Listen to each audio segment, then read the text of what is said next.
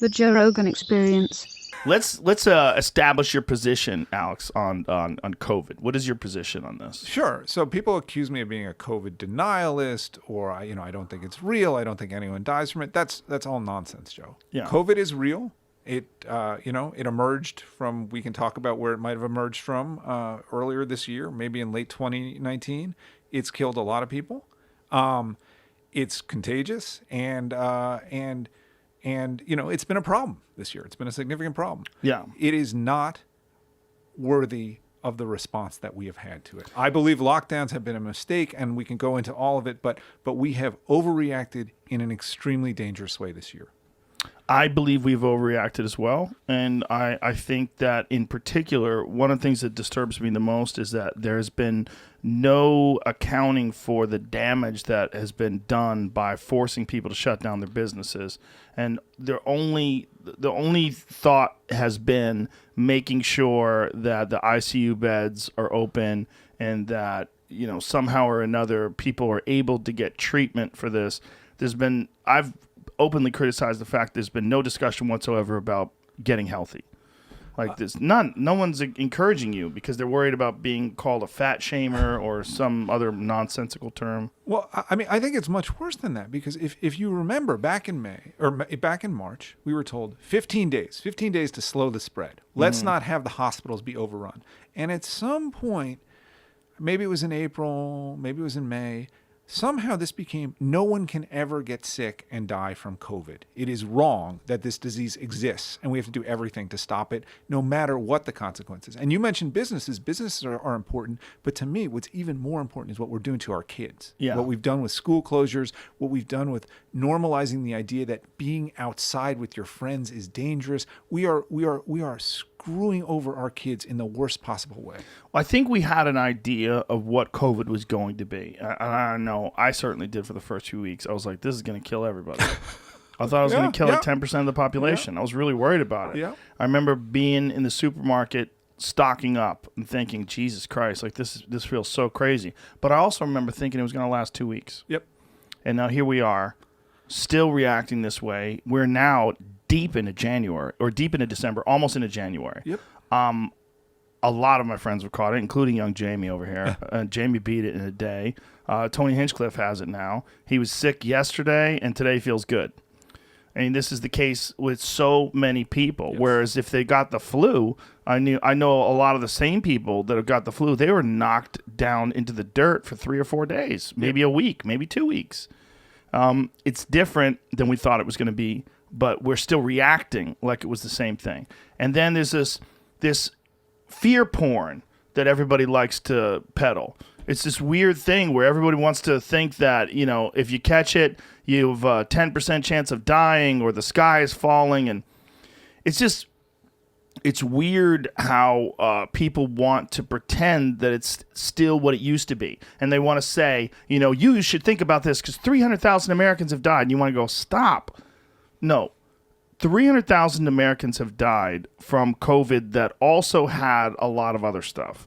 How many people have died just from COVID? And it's a relatively small number in comparison. It's like a bad flu year, right? So it's complicated.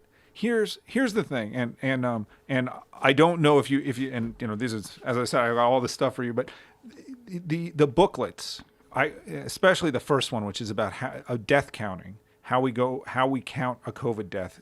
I go into this in detail. Okay, well, let's talk about that right away. So, okay. Here's the most fundamental fact about COVID that the media doesn't report accurately. How stratified the risk is by age. So you mentioned people who might be overweight or have diabetes. All that stuff does add to your risk. What really adds to your risk is age. And people don't really, I think this is true of almost everybody, people don't really have a good idea of what risk is, right? So if I say, it's riskier to be old and have COVID than to be young, you might think, okay, it's like 2 to 1 or 3 to 1 or 5 to 1. It's kind of like normal risks. Like, what are the odds that the Jets are going to beat the Rams? Like 1 in 10, last week. And that happened. The Jets beat the Rams. This risk is not like that. It's like somewhere between 100 and 10,000 times the risk of At an what older age? So maybe 75 versus 25, 80 versus 25. If you look at who dies from this, it is overwhelmingly people over 65, 75, 85. Okay, the median age of death in European countries, where which are a little bit healthier than the U.S., is in the low 80s. But that doesn't really tell you the real risk, because what you need to understand is that only 2 or 3% of the population is over 82 or 83. Now, what about people like, there was that guy who's a Broadway actor, who was a young, healthy-looking guy who got sick and wound up dying from it? So that's going to happen. So there's two issues. First of all, that happens to people with the flu. I can point you to stories from 2018. Young, healthy teacher dies of the flu. It just was never reported nationally this way. Right. That's A. B is, if you look at those cases, oftentimes there's weird idiosyncratic stuff happening, of which the number one thing is a lot of those people were put on ventilators very early. They were put on ventilators and they never came off. We're not having that as much anymore. And if you look, the average age of death is actually creeping up now, it looks like. And okay, so that's one, is that the risk... Can we talk about that? Yes. The ventilators? Yes. So what happened? So what happened was, in March especially, back when everybody was terrified, there's something called a nebulizing procedure. So there are procedures where you're inserting tubes into people, and it releases a lot of aerosols from them. And the fear was, this is going to get aerosolized, and the nurses and the doctors are all going to get sick and die, and we're going to have no medical staff. Ventilator avoids that problem. Okay, so the feeling was, let's ventilate very early. This is a really serious disease. Let's get everybody we can on ventilators. That's when, remember when we needed 100,000 ventilators, 200,000 ventilators? That was the idea. Okay, we're going to ventilate really early. Turns out that was a terrible idea. It turns out that, as Elon Musk likes to say, your lungs, if you ventilate too early, it's just like a meat bellows, and you can blow out people's lungs if you overventilate. And it looks like that happened. I will tell you, not that we don't use ventilators for COVID, but right now in the United States, I believe there are about 8,000 people on ventilators. Can I stop you for a second? Yes. Like meat bellows, so like bellows, like a fireplace bellows, yes. right? So you're just pushing this air in, and like if you push it in at pressure that's too high, you can just blow out people's lungs. So you literally destroy their lungs.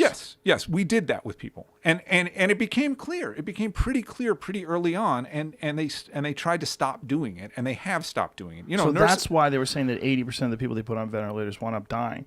It's not just that they were so sick by the time they got to ventilators they were dying. That's right. And they couldn't save them. It was just that the ventilators themselves did damage. That's wow. Correct. And I don't think that actually too many people would argue that, even in hospitals. I can point you to stories that have been written about this, and I can point you to sort of in-hospital discussion of this.